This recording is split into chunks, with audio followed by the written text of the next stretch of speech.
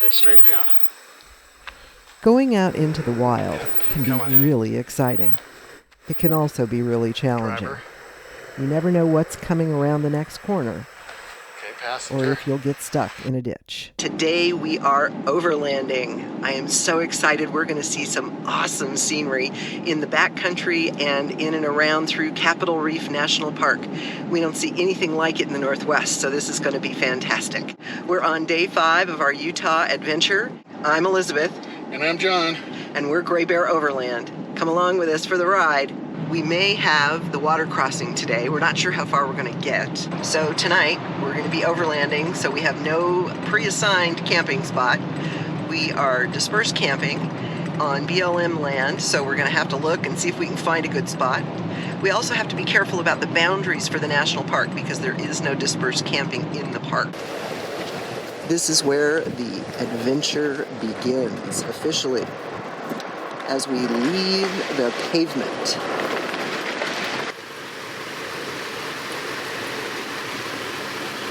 Bear down for the off-road. Handle the little bumps better.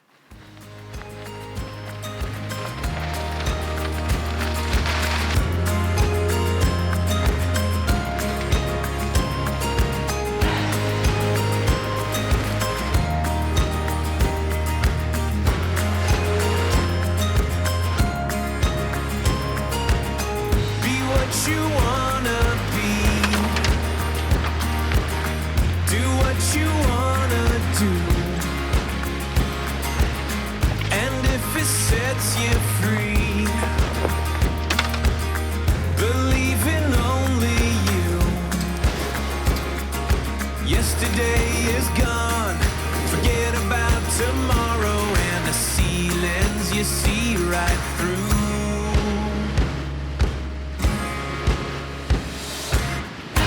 Find the moment and make it. Write your headline and raise it to the sky. No one else can create it. Take your banner and raise it to the sky.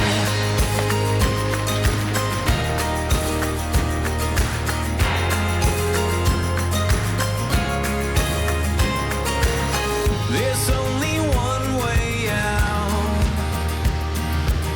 inside a prison view.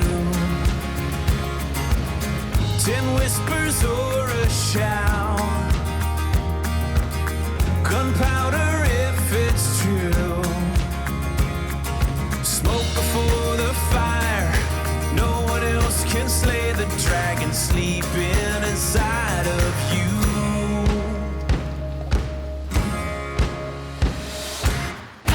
Find the moment and make it. Write your headline and raise it to the sky. No one else can create it. Take your banner and raise it to the sky.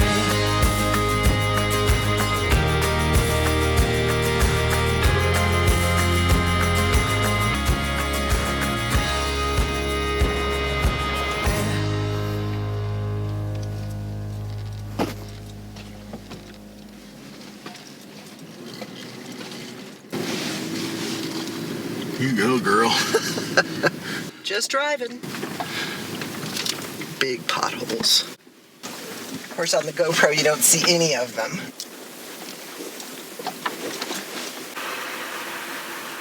It's the Clay Hills.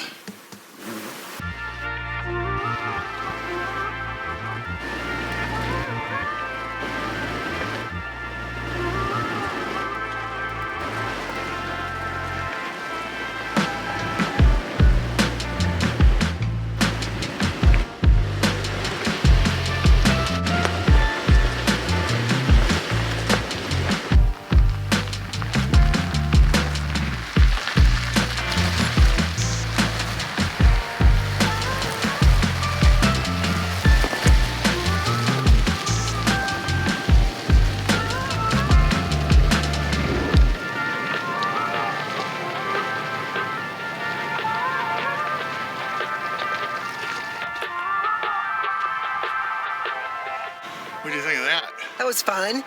It's a steep hill. It is a steep hill.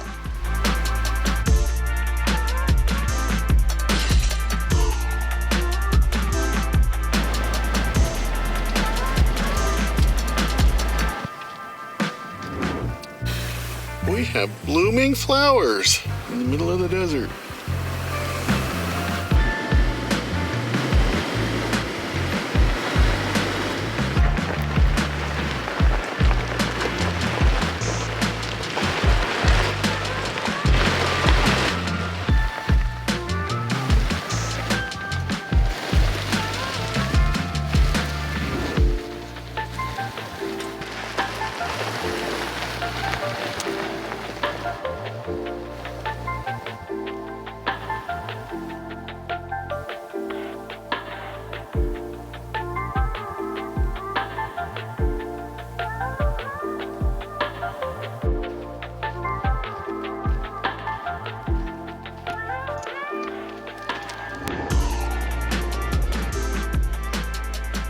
There's deer out here.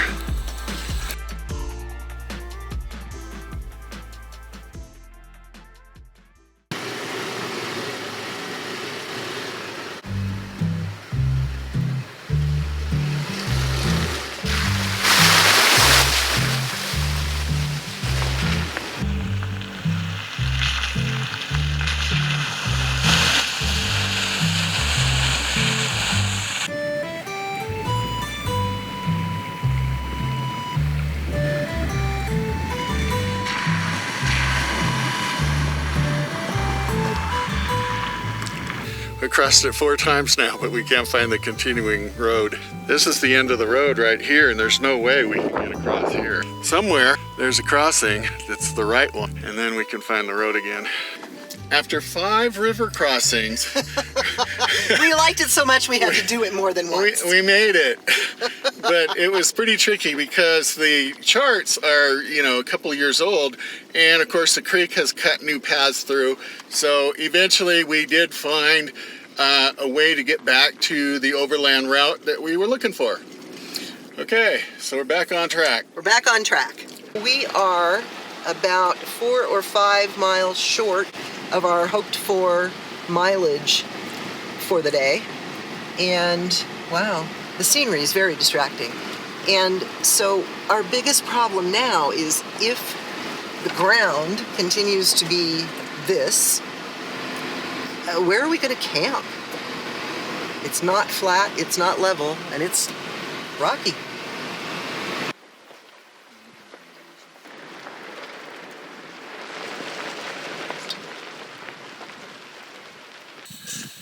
See how far away that is. That's where he just came from.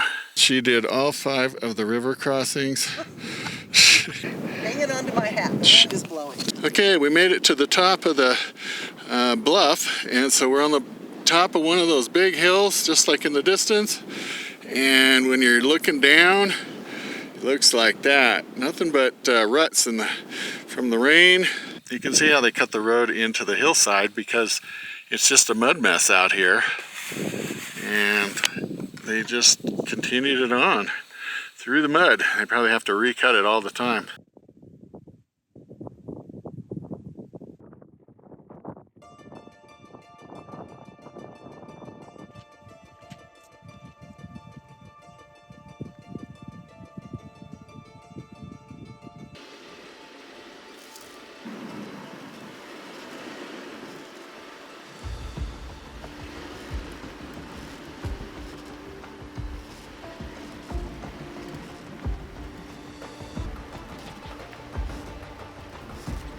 Many of the best places to go rock hounding are often in difficult places to get to. If you're lucky, you can drive to get close. If not, you might hike for miles. Either way, they're usually hours from civilization. That realization led us to overlanding. Overlanding is self-sustained off-road travel. We started overlanding to help us go further and stay longer, all to find the perfect rock. We soon realized that overlanding, the journey itself, was something that we aspired to because you go places where very few other people go, and you see things that are absolutely amazing. On this part of our Utah trip, we intentionally set out to go overlanding, off into the wild to see what we could see and overcome any challenges that might come our way. You need to be prepared when you go overlanding for anything, because there is no tow truck. We're traveling solo this trip, so we have no one else to rely on but ourselves. If we end up in a ditch, we're all on our own. Slide to driver.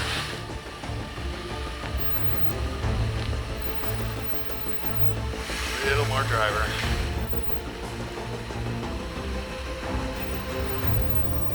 Straight.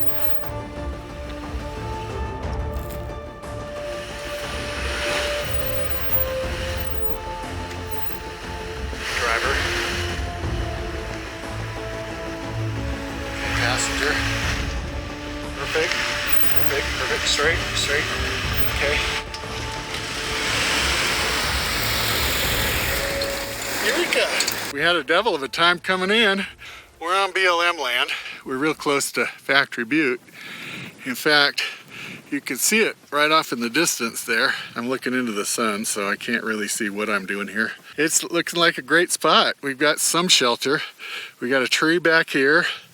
The sun's getting low in the sky, and we got to get some dinner, get the tent set up, so we got it all to ourselves. What a view. It's amazing. It really is an amazing view behind us there. And somebody's already put a fire ring here, so we should be able to use that, or we'll probably just fire up our propane and have our own little fake campfire. Okay, when the sun comes down, this is just going to turn to a golden color. And right now, I'm just going to start setting up the tent and get you guys a little bit of a time lapse.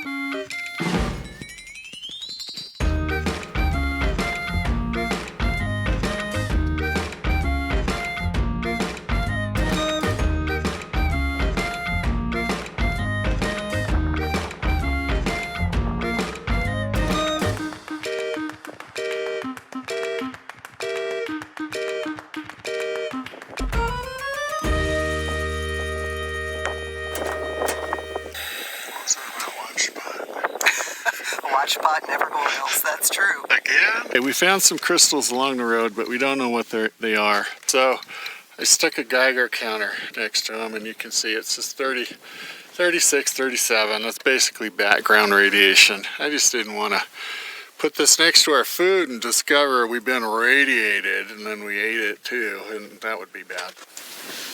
This is one of the best parts of overlanding. Well, aside from the coffee that I just finished, but waking up to these kinds of amazing, epic views.